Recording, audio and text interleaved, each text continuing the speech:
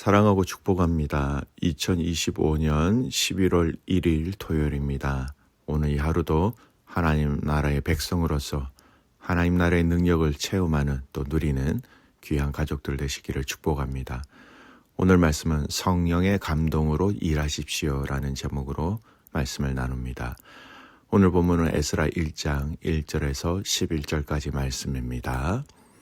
바사왕 고레스 원년에 여호와께서 예레미야의 입을 통하여 하신 말씀을 이루게 하시려고 바사왕 고레스의 마음을 감동시키심에 그가 온 나라에 공포도 하고 조소도 내려 이르되 바사왕 고레스는 말하노니 하늘의 하나님 여호와께서 세상 모든 나라를 내게 주셨고 나에게 명령하사 유다 예루살렘에 성전을 건축하라 하셨나니 이스라엘의 하나님은 참 신이시라. 너희 중에 그의 백성된 자는 다 유다 예루살렘으로 올라가서 이스라엘의 하나님 여호와의 성전을 건축하라. 그는 예루살렘에 계신 하나님이시라. 그 남아있는 백성이 어느 곳에 머물러 살든지 그곳의 사람들이 마땅히 은과 금과 그 밖의 물건과 짐승으로 도와주고 그 외에도 예루살렘에 세울 하나님의 성전을 위하여 예물을 기쁘게 드릴지니라 하였더라. 이에 유다와 베냐민 족장들과 제사장들과 레위 사람들과 그 마음이 하나님께 감동을 받고 올라가서 예루살렘의 성전 여호와의 성전을 건축하고자 하는 자가 다 일어나니 그 사면에 사람들이 은그릇과 금과 물품들과 짐승과 보물로 돕고 그 외에도 예물을 기쁘게 드렸더라. 고레스 왕이 또 여호와의 성전 그릇을 꺼내어 옛적에 느부갓네살이 예루살렘에서 옮겨다가 자기 신들의 신당에 두었던 것이라.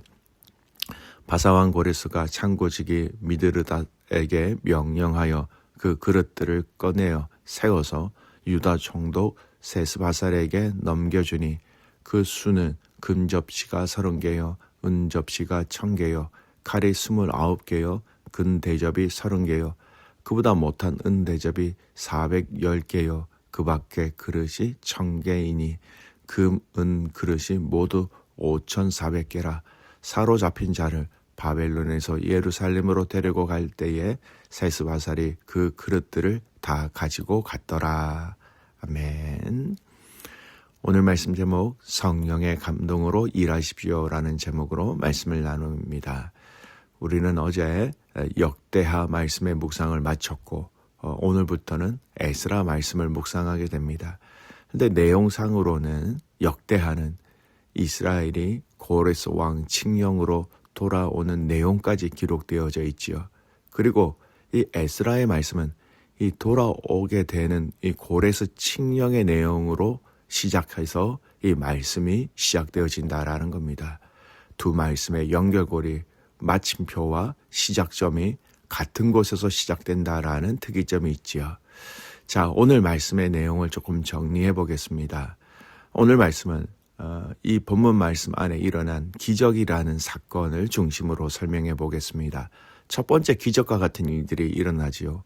바로 고레스 왕의 조서입니다. 바사, 지금으로 따지면 페르시아 왕이죠. 고레스 왕 첫 해에 예레미야를 통해서 하신 여호와의 말씀이 이루어지기 위해서 하나님께서는 고레스의 마음을 감동시키십니다. 고레스는 조서를 내려서 말합니다. 2절 3절입니다. 바사왕 고레스는 말하노니 하늘의 하나님 여호와께서 세상 모든 나라를 내게 주셨고 나에게 명령하사 유다 예루살렘 성전을 건축하라 하셨나니 이스라엘의 하나님은 참 신이시라. 너희 중에 그의 백성된 자는 다 유다 예루살렘으로 올라가서 이스라엘 하나님 여호와의 성전을 건축하라. 그는 예루살렘에 계신 하나님이시라.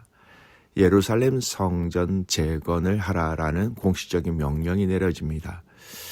여러분, 이 고레스 왕은 불신자입니다. 유대 사람이 아닙니다. 그러나 이 불신자의 입술을 통해서 하나님의 하나님 되심을, 참 신이 되심을 선포하게 하시는 것은 도저히 일어날 수 없는 불가능한 일이 일어났다라는 겁니다.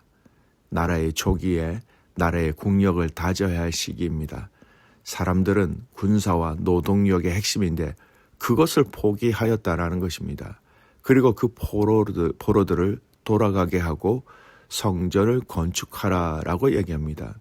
무슨 사건이 있었는지 성경은 정확하게 이야기하고 있지는 않지만 기적과 같은 일들이 일어났다라는 겁니다.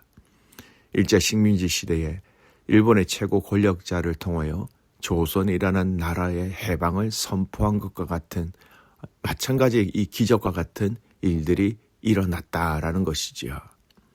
두 번째 기적의 사건이 또 있지요. 포로 귀환을 준비하는 이 과정 속에 있습니다.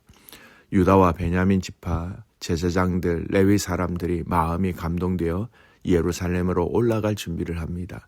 주변 사람들도 은그릇, 금, 재물, 짐승, 보물들로 도와줍니다. 이는 하나님이 그 백성들의 마음을 움직이신 결과라는 겁니다. 여러분, 지금 70년이 지난 시기입니다. 포로 70년 이후에 이 일들이 일어났다라는 것이지요. 저희는 지금 호주에 살고 있습니다. 호주 이민 70년 뒤에 다시 한국으로 돌아가라라고 한다면 여러분 마음은 어떻겠습니까? 거기에 기다리고 있는 것이 뭐라도 있으면 좀 나을 것인데 거기는 든든한 나라, 조국이 있는 것도 아닙니다. 무너진 이스라엘 성벽, 황폐해진 성전, 그리고 어떻게 닥칠지 모르는 외부 세력의 공격, 모든 것이 불안한 상태인데 기득권을 다 포기하고 그 길을 가라라고 얘기했을 때에 그 길을 가겠노라라고 따라 나선 사람들이 있었다라는 것입니다. 이게 또한 두 번째 기적입니다. 사람들은 눈에 보이는 불안의 장소와 사건으로 가지 않는 것이 사람의 본능입니다. 아무것도 없는, 미래를 확신할 수 없는 그런 상황과 환경으로 사람들은 가는 것을 원하지는 않습니다. 그런데 이 고레스의 칙령에 반응하는 사람들이 있었다라는 것이죠. 이것이 바로 기적이라는 겁니다. 세 번째 기적, 성전 기물의 반환입니다. 고레스 왕이 느부갓네살이 예루살렘의 성전에서 빼앗은 바벨론 신전의 둔 성전 기물들을 꺼내어 다시 돌려줍니다. 페르시아 관리 미드르닷이 꺼내어서 유다 지도자 세스바산에게 넘겨줍니다. 반환된 기물의 총 수량은 약 5,400개입니다. 그들은 이것을 가지고 예루살렘으로 돌아갑니다.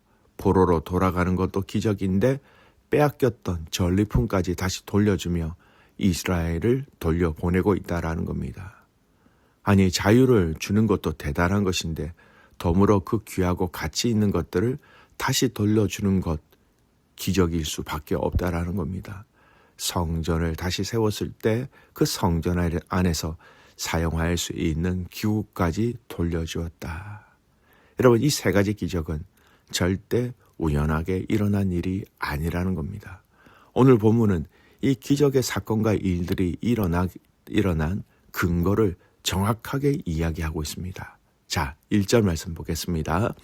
바사왕 고레스 원년에 여호와께서 예레미야의 입을 통하여 하신 말씀을 이루게 하시려고 바사왕 고레스의 마음을 감동시키심에 그가 온 나라에 공포도 하고 조소를 내려 이르되, 바사왕 고레스의 마음을 감동시키셨다라는 겁니다.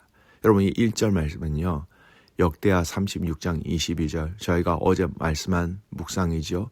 그 말씀과 거의 차이 없이 조금 차이가 있는 것 말고는 거의 같은 메시지라는 겁니다. 바사왕 고레스의 마음을 감동시키심에, 또 기적의 근거, 원인, 이유를 알 수 있는 것이 5절입니다. 이에 유다와 베냐민 족장들과 제사장들과 레위 사람들과 그 마음이 하나님께 감동을 받고, 감동받는다. 하나님이 감동시키셔서 그들이 감동받았다라는 겁니다. 이것이 바로 하나님께서 당신의 일들을, 기적의 일들을 이루시는 방법이라는 겁니다. 즉, 하나님께서 고레스 왕의 마음과 유다 사람들의 삶의 그 족장들과 제사장들과 레위 사람들의 마음들을 움직이게 하셨다라는 겁니다. 여러분, 감동이라는 이 단어는요, 구약 성경과 신약 성경에서 매우 중요하게 사용되어졌습니다. 출애굽기 말씀을 보면 성막을 건축할 때 이 단어가 많이 사용되어져 있습니다. 출애굽기 35장 34절, 또 그와 단지파 아사막의 아들 오홀리압을 감동시키사 가르치게 하시며, 감동시키다. 여기에 이 단어는요, 영어로는 put in his heart입니다. 그의 마음에, 하나님의 마음을 주사, 하나님의 생각을 주사, 그의 지혜를 주사, 그의 뜻을 주사라고 번역할 수 있습니다. 감동시키시다. 그 마음에 하나님의 마음, 생각, 지혜, 뜻을 주셨다라는 것이지요. 여러분, 디모데후서 3장 16절, 모든 성경은 하나님의 감동으로 된 것으로, 하나님께서 하나님의 영으로 그 모든 것을 거기에 넣어주셨다라는 겁니다. 그래서 하나님의 감동, 하나님의 뜻, 하나님의 마음이 있기 때문에 그 성경은 교훈과 책망과 바르게 함과 의로 교육하기에 유익하다라고 얘기하고 있는 것입니다. 오늘 본문의 말씀, 감동시키심에 감동을 받아 하나님이 떠오르게 하셨다. 하나님이 생각나게 하셨다. 하나님의 그 뜻에 내가 순종하기로 하였다. 하나님이 내 생각이 당신의 뜻에 동의하게끔 하셨다라는 것입니다. 사랑하는 성도 여러분, 오늘 본문에 일어난 세 가지 기적과 같은 사건은 바로 하나님께서 사람들의 마음에 당신의 뜻과 당신의 생각을 넣어주셨고, 당신의 생각과 뜻에 동의할 수 있도록 그의 의지를 바꾸셨기 때문에 일어난 기적이라는 것입니다. 하나님은 당신의 일들을 행하실 때 당신의 사람들에게 당신의 뜻을 넣어주심으로, 감동시켜 주심으로 당신의 계획들을 이루어 가시는 것입니다. 사람의 동의, 사람의 생각이 아니라 하나님의 성령님이 우리 안에 임하셔서 역사하셔서 작동하셔서 그렇게 생각하게 하시고, 그렇게 순종하게 하시고, 그렇게 결단하게 하신다라는 겁니다. 이것이 바로 하나님께서 하나님의 사람들을 통하여 일하시는 하나님의 방법이라는 것입니다. 바로가 꿈을 해석한 요셉을 이렇게 지칭합니다. 창세기 41장 38절, 바로가 그의 신하들에게 이르되 이와 같이 하나님의 영에 감동된 사람을 우리가 어찌 찾을 수 있으리요. 바로가 그의 신하들에게 하나님의 영에 감동된 사람 요셉을 이렇게 지칭합니다. 사랑하는 성도 여러분, 하나님의 영에 감동받은 사람들이 되시길 바랍니다. 하나님의 영에 의해서 생각하는 사람들이 되시길 바랍니다. 하나님의 영에 의해서 선택하고 결단하고 말할 수 있는 사람들이 되시기를 바랍니다. 하나님은 그런 사람들을 통하여 가정과 셀과 교회를 세우시고 아름답게 만들어 가시는 겁니다. 그런 성도, 그런 가정, 그런 교회가 될 수 있기를 주님의 이름으로 축복합니다. 아멘. 기도합니다. 살아계신 하나님 아버지 감사를 드립니다. 오늘 말씀을 묵상하면서 하나님의 감동으로 라는 이 단어가 얼마나 중요한지, 얼마나 의미 있는지 깨닫게 해주셔서 감사를 드립니다.